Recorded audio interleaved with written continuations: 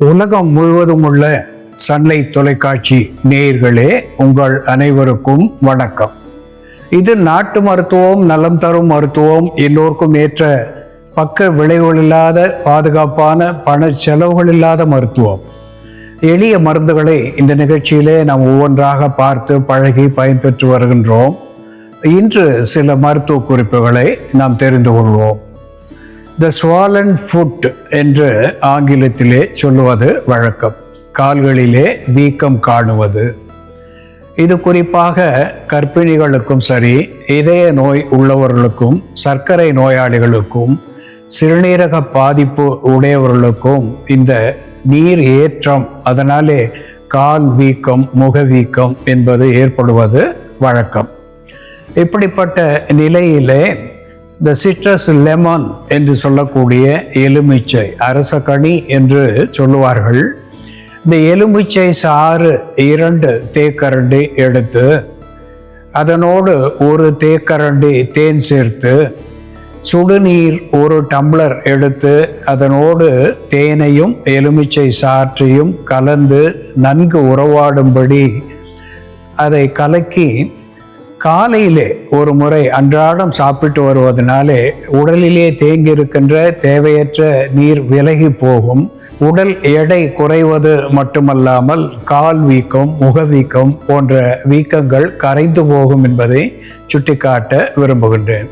அன்பான நேயர்களே, டிவிடி என்று 3 எழுத்திலே சொல்லப்பெறுவது டீப் வெயின் த்ராம்போசிஸ் என்று ஆங்கிலத்திலே விரிவாக சொல்லப்பெறுவது. இரத்த நாளங்களிலே ஏற்படுகின்ற அடைப்பை இப்படி சொல்லுவது வழக்கம். குறிப்பாக த வெரிகோஸ் வெயின் என்று சொல்லுவார்கள். இரத்த நாளங்களிலே இரத்தம் தேங்கி அது வெரிகோஸ் வெயின் என்கின்ற நரம்பு சிலந்தி போல நமக்கு தோன்றுவது. சிலருக்கு உட்பகுதியிலே டீப் வெயின் என்று சொல்லுவார்கள். தசைப்பகுதியின் உள்ளே இருக்கின்ற இரத்த நாளங்களிலே ஏற்படுகின்ற அடைப்பு, அதனாலே கால் வலி அதிகமாவது, இதய பாதிப்பு ஏற்படுவது. இதற்கு காரணம் புரோத்ராம்பின் என்று சொல்லக்கூடிய புரோட்டீன் குருதியிலே அதிகமாகின்ற பொழுது இரத்தம் உறைந்து போகின்ற நிலை. இதனாலே இரத்த ஓட்டம் தடைப்படுகிறது. இந்த இரத்த ஓட்டத்தை சீர் செய்வதற்கு இஞ்சி சாறு, ஜிஞ்சர் என்று சொல்லக்கூடிய ஜிஞ்சிஃபர் அஃபிஷினேல் என்று தாவர பெயராலே சுட்டப்பெறுகின்ற இஞ்சி சாறு எடுத்து அதனுடைய தெளிவோடு 1 தேக்கரண்டி இஞ்சி சாற்றோடு 1/2 தேக்கரண்டி அல்லது 1 தேக்கரண்டி தேன் சேர்த்து அன்றாடம் காலையிலே வெறும் வயிற்றிலே பருகி வருகின்ற பொழுது குருதி நாளங்களிலே இருக்கின்ற அடைப்பை போக்கக்கூடியதாக இது விளங்கும். டீப் வெயின் த்ராம்போசிஸ் என்று சொல்லக்கூடிய கால்களிலே ஏற்படுகின்ற அடைப்புகள், வேறு பகுதியிலே இதய நாளங்களிலே ஏற்படுகின்ற அடைப்புகள், மூச்சு முட்டுவது, மூச்சு திணறுவது, மயக்கம் போன்ற இரத்த நாளங்களினாலே ஏற்படுகின்ற பிரச்சனைகளுக்கு இந்த இஞ்சி சாறும் தேனும் நமக்கு பயன் தரும் என்பதை சுட்டிக்காட்ட விரும்புகின்றேன்.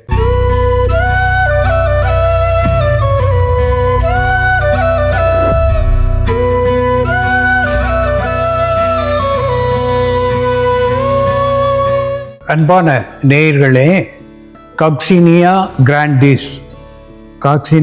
கிராண்டிஸ் என்ற தாவர பெயராலே சுட்டப்பெறுவது, பிம்பிகா என்று வடமொழி பெயராலே சொல்லப்பெறுவது, ஐவி கார்டு என்ற ஆங்கிலத்திலே சொல்லப்பெறுகின்ற இது கோவை என்று தமிழிலே சொல்லப்பெறுகின்ற ஒன்று. கோவை இலை, காய்கள், பழங்கள் அத்துணையும் நமக்கு உணவாகி பயன் தருகிறது, மருந்தாகி நோய் தீர்க்கிறது. இந்த கோவை இலையை பற்றி சொல்லுகின்ற பொழுது அகத்திய முனிவர், கண்ணும் குளிர்ச்சி பெறும், காசம் அரும், புண்ணும் சிரங்கும் புரண்டோடும், நுண்ணுடல் மீதார்ந்த வெப்பு அகலும், வீழாத நீர்க்கட்டும் வெகுண்டு ஏகும், கோதிலாத கோவை இலைக்கே என்று சொல்லியிருக்கிறார். கண்ணும் குளிர்ச்சி பெறும். இந்த கோவை இலையினுடைய சாறு 2 தேக்கரண்டி எடுத்து தேனோ பனங்கற்கண்டோ சேர்த்து அன்றாடம் 2 வேளை பருகி வருகின்ற பொழுது கண்களுக்கு குளிர்ச்சி ஏற்படுகிறது, எரிச்சல் இல்லாமல் போகிறது, விழியினுடைய கூர்மை அதிகமாகிறது, கண்ணும் குளிர்ச்சி பெறும், காசம் அரும் என்று சொல்லியிருக்கின்றார்கள். காசம் என்பது டியூபர்குலோசிஸ் என்று சொல்லக்கூடிய டிபி. இந்த டியூபர்க்ளின் என்று சொல்லக்கூடிய கிருமியிலிருந்து விடுதலை தந்து நுரையீரலுக்கு ஆரோக்கியத்தை தந்து சுவாச பாதையை சீர் செய்து காய்ச்சல், வலி இவற்றிலிருந்து நமக்கு விடுதலை தருவது மட்டுமல்லாமல் இந்த காச நோயை என்புருக்கி நோய் என்று சொல்லுவார்கள். எலும்பை உருக்கி மென்மையான மெலிதான உடலாக மாற்றக்கூடிய ஒன்று, இந்த காசத்தை போக்கக்கூடிய ஒன்றாக இந்த கோவை இலை சாறு விளங்கும். வாயு அரும்.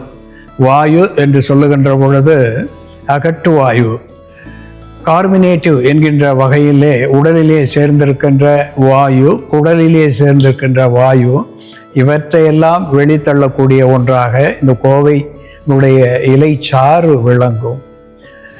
நமது உடலிலே இருக்கின்ற வெப்பு, அதாவது வெட்டைச்சூடு என்று சொல்லுவார்கள். உடல் வெப்ப என்று சொல்லுகின்ற பொழுது இதனாலே உடல் வற்றி போவது, கண்கள் எரிச்சல் காண்பது, உடலிலே எரிச்சல் தோன்றுவது, புண்கள் ஏற்படுவது, த ட்ரை ஸ்கின் என்று சொல்லக்கூடிய வகையிலே தோல் வறண்டு சொறி சிறங்கு உண்டாக காரணமாக இருப்பது, இவற்றை போக்கக்கூடிய ஒன்றாக உடலுக்கு குளிர்ச்சி தரக்கூடியதாக விளங்குகிறது. வீழாத நீர்க்கட்டு வெகுண்டு ஏகும் என்று சொல்லுகின்றார். இந்த கோவை இலை சாறை நாம் பருகுகின்ற பொழுது விடாமல் நம்மை துன்புறுத்துகின்ற நீர்க்கட்டு, நீர் தேக்கம், எடிமா என்றெல்லாம் சொல்லுகின்ற நீர் வெகுண்டு பயந்து ஓடும். அதனாலே வீக்கம் என்பது வற்றி போகும் என்று சொல்லுகின்றார். இந்த கோவை இலையை பற்றி சொல்லுகின்ற பொழுது இவ்வளவு பெருமையாக அகத்தியர் குணப்பாட நூலிலே சொல்லப்பெற்றிருக்கிறது. இதனோடு ஆண்ட்ரோகிராபிஸ் பானிகுலேட்டா என்று தாவர பெயராலே சுட்டப்பெறுவது சிறியானங்கை. சிறியானங்கை, பெரியானங்கை 2 வகையிலே நாம் பார்க்கின்றோம். இந்த சிறியானங்கை மிகுந்த கசப்பு உடையது. த பிட்டர்னஸ் என்று சொல்லக்கூடிய கசப்பு உடைய இது பல்வேறு காய்ச்சல்களை போக்கக்கூடியதாக திகழ்கிறது. ஆன்டி வைரல், ஆன்டி ஹைப்பர்டென்சிவ் என்று சொல்லக்கூடிய குருதி ஓட்டம், அதாவது பிபி என்று சொல்லக்கூடிய நிலையை கூட இது குறைப்பதாக விளங்குகிறது. ஆன்டி வெனம் என்று சொல்லுகின்ற வகையிலே சில் விஷங்கள் என்று சொல்லக்கூடிய விஷப்பூச்சிகளுடைய கடி, விஷப்பாம்பினுடைய கடி, தேள்கடி, வண்டுக்கடி இவற்றினுடைய விஷங்களை முறிக்கக்கூடிய ஒரு ஆன்டிடோட் என்கின்ற வகையிலே இந்த சிறியானங்கை நமக்கு விளங்குகிறது. அதோடு மட்டுமல்லாமல் ஒரு ஹெப்படோ ப்ரொடக்டிவ் என்கின்ற வகையிலே கல்லீரல், மண்ணீரலிலே பற்றி இருக்கின்ற நோய்களை போக்கக்கூடியதாக இந்த சிறியானங்கை விளங்குகிறது. இதனோடு அசாடிரச்சா இண்டிகா என்று தாவர பெயராலே சுட்டப்பெறுவது நீம் என்று ஆங்கிலத்திலே சொல்லப்பெறுவது, வேம்பு என்று தமிழை சொல்வார்கள். இந்த வெப்பு என்று சொல்லக்கூடிய உஷ்ணத்தை போக்கக்கூடியதாக விளங்குகிறது. குறிப்பாக அதிகமான உஷ்ணம் ஏற்படுகின்ற பொழுது நமக்கு அம்மை ஏற்படுவது இயற்கை. இந்த அம்மை வருகின்ற காலத்திலே இந்த வேப்பிலைக்கு முதல் மரியாதை தருவது வழக்கம். வீட்டு முற்றத்திலே வேப்பிலை செருக வைப்பார்கள். இதனாலே இது ஒரு ஆன்டி வைரல் என்கின்ற நிலையிலே முற்றத்திலேயே கிருமிகளை நிறுத்தக்கூடிய ஒன்றாக ஒரு மெட்டல் டிடெக்டர் போல இது செயல்படுகிறது. அதோடு கூட ஆன்டி வைரல் என்பது மட்டும் இல்லாமல் ஆன்டி பைரிட்டி என்கின்ற வகையிலே காய்ச்சலை போக்கக்கூடியதாக திகழ்கிறது. பித்த சமனியாக இந்த வேப்பிலை விளங்குகிறது. இந்த கோவை இலை, வேப்பிலை, அதனோடு சேர்ந்த சிறியானங்கை எப்படி மருந்தாகிறது என்ற செயல்முறையிலே பார்ப்போம், வாருங்கள். நேயர்களே, நாம இன்னைக்கு கோவை இலை, வேப்பிலை மற்றும் சிறியானங்கை இலைகளை பயன்படுத்தி தோலில் உண்டாகக்கூடிய கட்டிகள், தோலில் ஏற்படும் சொறி சிரங்குனால் உண்டாகக்கூடிய நமைச்சல் சிவப்புத்தன்மை மற்றும் சர்க்கரை நோயினால் தோலில் ஏற்படக்கூடிய பாதிப்புகள் இவற்றை சரி செய்யக்கூடிய ஒரு மருந்து எப்படி தயார் பண்றதுன்னு பார்க்கலாம். இதற்கு தேவையான பொருட்கள்: கோவை இலை சாறு, வேப்பிலை துளிர், சிறியானங்கை இலை, மஞ்சள் பொடி. ஒரு பாத்திரத்துல கொஞ்சம் நீர் விட்டுட்டு நம்ம வேப்பன் துளிர் சேர்த்துக்கலாம்.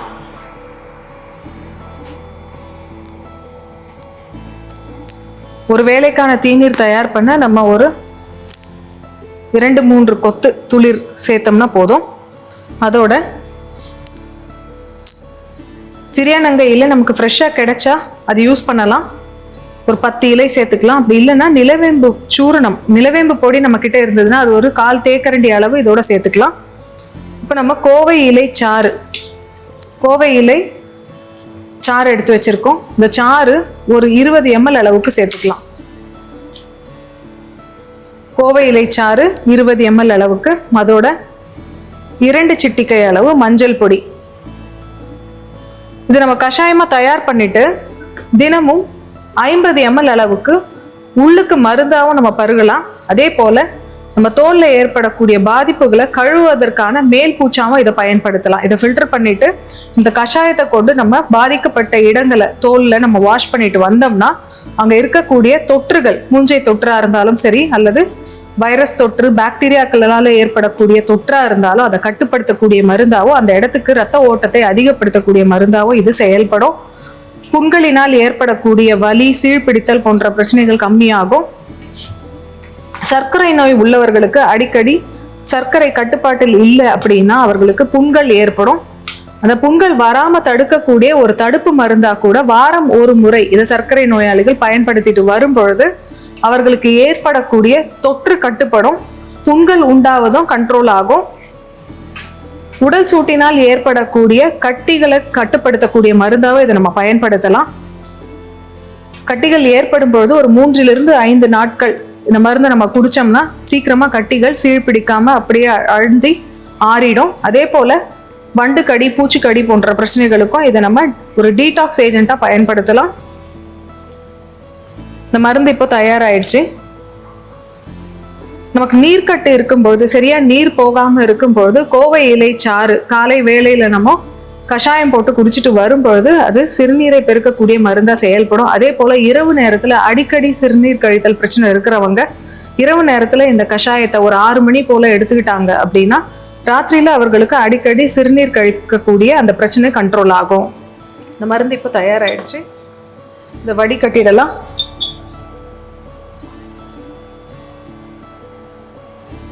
சர்க்கரை நோயாளிகளுக்கு உண்டாகக்கூடிய மலச்சிக்கல் மற்றும் தோலில் உண்டாகக்கூடிய பாதிப்புகளை கட்டுப்படுத்துறதுக்கு நம்ம கோவைக்காயை மருந்தா பயன்படுத்தலாம். கோவைக்காய் சர்க்கரை நோயாளிகள் வாரம் 2 முறை அல்லது 3 முறை உணவா பயன்படுத்திட்டு வரும்பொழுது அவர்களுக்கு சிறுநீர் தாரையில ஏற்படக்கூடிய தொற்றுகள் கட்டுப்படும். அதே போல மலச்சிக்கல் இல்லாம பார்த்து கொள்ளக்கூடிய ஒரு மருந்தாகவும் இருக்கும். கோவைக்காயை நல்லா வேக வச்சு எடுக்கிறத விட கோவைக்காயை கட் பண்ணிட்டு சாலடா நம்ம பச்சையா எடுத்துக்கிறது ரொம்ப நல்லது. கோவைக்காய் ஜஸ்ட் நம்ம கட் பண்ணிட்டு நம்ம எப்படி வெள்ளரிக்காய் சாப்பிடுவோமோ அதே போல மிளகு தூள், உப்பு சேர்த்து சாப்பிடணும். கோவைக்காய் பச்சையா உப்பு மிளகு சேர்க்காம நம்ம சாப்பிடும் பொழுது ரொம்ப குளிர்ச்சியாகும், கோல்ட் ஆயிடும், தொண்டை கட்டிக்கும். அதனால நம்ம இந்துப்பு கொஞ்சம், மிளகு தூள் கொஞ்சம் சேர்த்து ஒரு 5-6 கோவைக்காய் கூட வாரம் 2 முறை அல்லது 3 முறை நம்ம பச்சையா சாப்பிட்டுட்டு வரும் பொழுது சர்க்கரை நோயாளிகளுக்கு அடிக்கடி யூரினரி ட்ராக்ட் இன்ஃபெக்ஷன் வராமல் தடுக்கக்கூடிய ஒரு மருந்தா இது செயல்படும். கோவை இலை சாறு, வேப்பன் துளிர், சிறியானங்கை இலை மற்றும் மஞ்சள் பொடி சேர்ந்த இந்த கஷாயம் 50 ml அளவுக்கு காலை மாலை 2 வேளையும் பருகிட்டு வரும்பொழுது தோலில் உண்டாகக்கூடிய கட்டிகள், சொறி, சிரங்கு போன்ற பிரச்சனைகளை கட்டுப்படுத்தக்கூடிய மருந்தாவும், சர்க்கரை நோயினால் தோலில் உண்டாகக்கூடிய தொந்தரவுகளை கட்டுப்படுத்தக்கூடிய மருந்தாவும் இது செயல்படும். அன்பான நேயர்களே, காக்சினியா கிராண்டிஸ் என்று சொல்லக்கூடிய ஐவி கார்டு என்று ஆங்கில பெயரை பெற்றிருக்கின்ற கோவை இலை ஒரு அற்புதமான மருந்தாகி புண் புரைகளை போக்கக்கூடியதாக விளங்குகிறது. காசநோய்க்கு மருந்தாகி நமக்கு பலன் தருகிறது. அதனோடு கூட தேவையற்ற நீரை இறக்கி வீக்கத்தை வற்ற செய்யக்கூடியதாக விளங்குகிறது. அதனுடைய காய்களை நாம் உணவாக பயன்படுத்துகின்ற பொழுது இது ஆன்டி டயாபெட்டிக் என்கின்ற வகையிலே சர்க்கரை நோய்க்கு ஒரு மருந்தாகின்ற உணவாகிறது. இந்த சர்க்கரை நோயை தணிப்பது மட்டுமல்லாமல் கல்லீரல் மண்ணீரலுக்கு பலம் தரக்கூடிய ஒன்றாக ஹெப்பாட்டோ புரோடெக்டிவ் என்கின்ற வகையிலே இந்த காய்கள் நமக்கு பயன் தருகிறது. இந்த கோவை காய்கள் பழுத்த பிறகு நல்ல செம்மை நிறத்தை பெற்றிருக்கும். உதாரணமாக கொவ்வை இதழ் என்ற இலக்கியத்திலே சொல்லுவார்கள், கோவை பழத்தை போன்ற சிவந்த இதழ்கள் கொண்டது என்று பொருளாகும். அந்த சிவந்த கோவை பழங்களை உள்ளுக்கு பயன்படுத்துகின்ற பொழுது அதிலே பீட்டா கெரோட்டின் என்று சொல்லக்கூடிய வேதிப்பொருளும் லைகோபீன் என்று சொல்லக்கூடிய வேதிப்பொருளும் இது ஒரு ஆன்டி ஆக்சிடென்ட் என்கின்ற வகையிலே பயன் தந்து புற்று நோயை தடுக்கக்கூடிய ஒன்றாக விளங்குகிறது. ஆறாத புண்களை ஆற்றக்கூடிய ஒன்றாக, குறிப்பாக டயாபெட்டிக் கேங்க்ரீன் என்று சொல்லக்கூடிய சர்க்கரை நோயாளிகளுக்கு வந்த ஆறாத புண்கள், கட்டிகள் இவற்றை ஆற்றக்கூடியதாக கோவை பழமும் சரி இலைச்சாறும் நமக்கு பயன் தருகிறது. இதனோடு வேப்பிலையும் சிறியானங்கையும் அதனோடு மஞ்சளும் சேர்த்து இங்கே ஒரு பானமாக வைத்திருக்கின்றோம். இதை அன்றாடம் இருவேளை பருகி வருகின்ற பொழுது பல்வேறு நுண்கிருமிகளாலே ஏற்படுகின்ற காய்ச்சல், குளிர்காய்ச்சல், நடுங்கச் செய்யக்கூடிய காய்ச்சல், யானைக்கால் காய்ச்சல், ஃபைலேரியா என்று சொல்லக்கூடிய யானைக்கால் காய்ச்சல், பருவ காலத்திலே வருகின்ற கிருமிகளாலே ஏற்படுகின்ற திடீர் காய்ச்சல் இவற்றையெல்லாம் போக்குகின்ற ஒன்றாக விளங்குகிறது. கல்லீரல் மண்ணீரலுக்கு பலம் தருகிறது. ஒரு அப்பிடைசர் என்கின்ற வகையிலே பசியை தூண்டுகிறது. ஆன்டி ஹிஸ்டமினிக், ஆன்டி அனாபிலாட்டிக் என்று சொல்லுகின்ற வகையிலே ஒவ்வாமை வாராமல் பார்த்து கொள்ளக்கூடிய ஒன்றாக இந்த தீநீர் விளங்குகிறது. உள்ளுக்கு மருந்தாகி இவ்வளவு அருமையான பலன்களை இந்த கோவை இலையும் சரி, வேப்பிலையும் சிறியானங்கையும் அதனோடு சேர்ந்த மஞ்சளும் அருமருந்தாகி பயன் தருகிறது என்பதை நாம் மனதிலே வைத்து பயன்படுத்துதல் வேண்டும். அன்பான நேயர்களே, கோவை இலை எப்படி மருந்தாகிறது என்று நாம் பார்த்து தெரிந்து கொண்டோம். இது போல வேறொரு மருத்துவ குறிப்போடு நாம் மீண்டும் சந்திப்போம். நன்றி, வணக்கம்.